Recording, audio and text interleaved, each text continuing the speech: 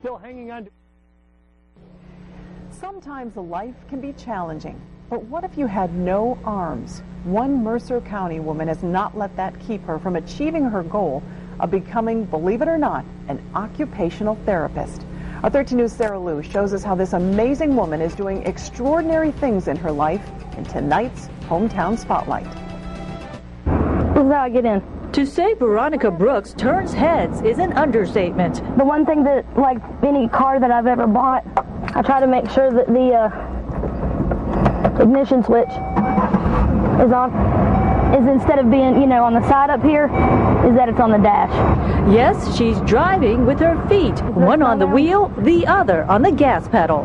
This is how we do it. Veronica Brooks was born with no arms, but does have a very small humerus, an arm bone on her right shoulder, and an index finger. Nothing real hard.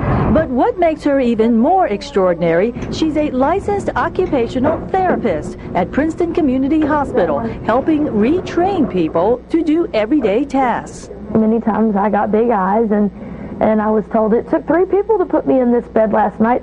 You can't get me up out of bed by yourself. But she does by talking them through it, and then she ties their shoes for them, which she demonstrated with our photographer, Philip. Once I tied their shoes, I had their faith, I guess. Their faith in me as a therapist. Well, if she could tie my shoes, then, she's okay. She can take care of me.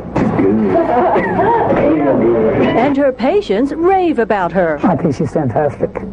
She gives people uplift that if she can be that way and do it, we can do it too.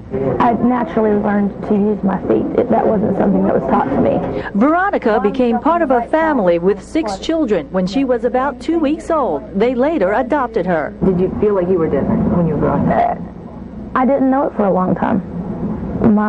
I used my feet from the time I was an infant.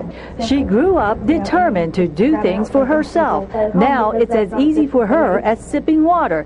Plus, she has excellent penmanship. Surprisingly, her biggest obstacle isn't physical. It's the perception that she's disabled. Being a whole person has nothing to do with arms, legs, eyes, ears. It has to do with how you're going to choose to see yourself and how you're going to choose to see other people.